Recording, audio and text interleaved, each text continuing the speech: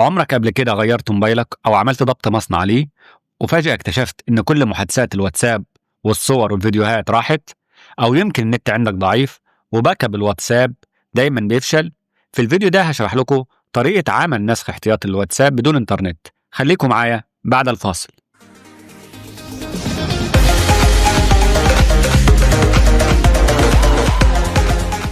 السلام عليكم ورحمة الله وبركاته، أهلا وسهلا بكم في قناة أبو اليسر تك. أي شخص لما بيغير تليفونه أو بيعمل ضبط مصنع ليه كل البيانات بتضيع، ولازم تكون عامل نسخة احتياطية. وبالنسبة للواتساب لو عليه بيانات مهمة فلازم تكون عامل نسخة احتياطية ليه كمان. المشكلة الأكبر إن أغلب الناس فاكرة إن النسخ الاحتياطي للواتساب لازم إنترنت وجوجل درايف، وده غلط تماما. في الفيديو ده هقولك إزاي تعمل نسخة احتياطية كاملة للواتساب، محادثات وصور وفيديوهات بدون إنترنت وبدون جوجل درايف وبدون ما تستهلك من الباقة بتاعتك.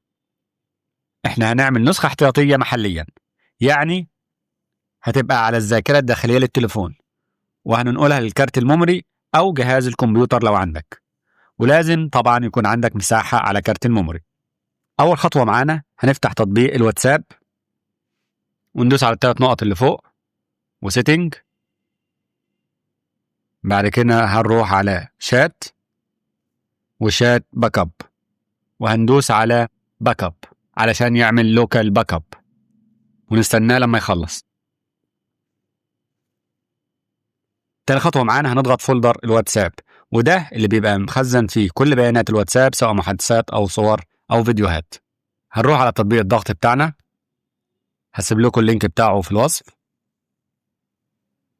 باستمرار، وهنروح على اندرويد ميديا وهنلاقي هو ده الفولدر بتاع الواتساب. زي ما احنا شايفين مكتوب واتساب بيزنس. انت لو عندك الواتساب العادي هتلاقيه مختلف، هيبقى مكتوب واتساب فقط. هندوس هنا كده هنعلم عليه صح وهندوس علامة الزائد، وهنا هنختار صيغة ذات اي بي وندوس على براوز عشان نختار المكان اللي هيتحفظ فيه. هندوس على ديفايس ستورج وانا هخليه في الذاكرة الداخلية من بره. بعد كده هروح على ادفانسد وهنا الكومبريشن هنختار ستور ويزاوت كومبريشن عشان يبقى سريع، لان الواتساب بيبقى فيه صور كتير. لو اخترنا حاجة غير ستور ويزاوت كومبريشن هيحاول يضغط الملفات وهياخد وقت كبير جدا.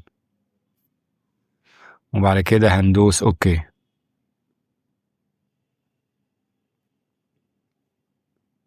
انا هقدم الفيديو علشان هو هياخد وقت شوية لان الواتساب فيه صور كتير فهيطول شوية.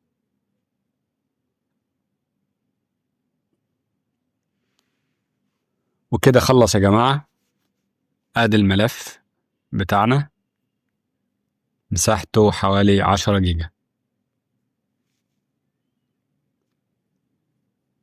انا عايز اوريكم الواتساب عندي مساحته كام جيجا. هندوس على الثلاث نقط سيتنج ستورج اند داتا.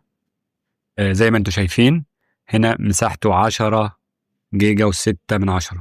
تالت خطوة معانا هي نقل ملف الواتساب المضغوط لكارت الميموري او جهاز الكمبيوتر لو عندك. اروح على الذاكرة الداخلية وندوس على ملف الواتساب وندوس كات، ونروح على الذاكرة الخارجية وندوس بيست او لصق ونستناه لحد ما يخلص. وكده خلص يا جماعة. بعد كده المفروض بتعمل ضبط مصنع للتليفون وبترجع تثبت تاني الواتساب. هعمل ضبط مصنع وارجع لكم تاني. بعد ما عملنا ضبط مصنع للتليفون هنثبت تطبيق الواتساب بيزنس. على ما يخلص هنعمل خطوة رقم 5، ان احنا ننقل ملف الواتساب المضغوط من الذاكرة الخارجية الى الذاكرة الداخلية.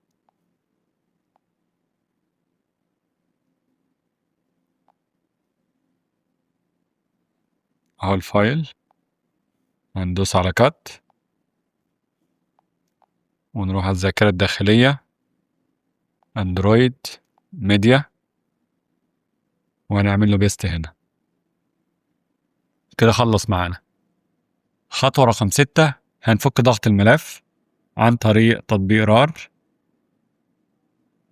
هنروح لمكان الملف اندرويد ميديا، ونفك الملف ده، ندوس عليه كده، وندوس على العلامة دي، وندوس اوكي، ونستنى لحد ما يخلص. وفي الخطوة دي هيطول شوية لأن الملفات عندي كتيرة. كده خلص. في غلطة حصلت واحنا بنفك الضغط. المفروض فولدر واتساب بيزنس يبقى بداخل كوم دوت واتساب، فاحنا هنعمل له كات ونرجع لورا ونعمل بيست ونعلم على apply to all وندوس overwrite. كده خلص. بعد كده هنفتح تطبيق الواتساب،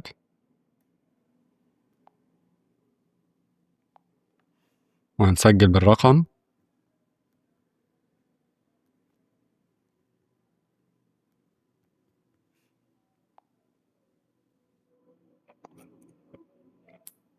continue continue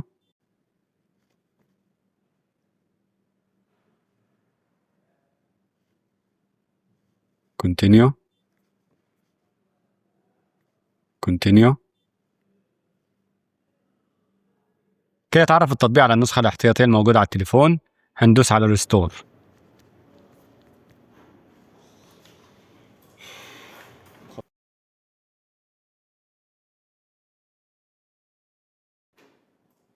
دوس نيكست،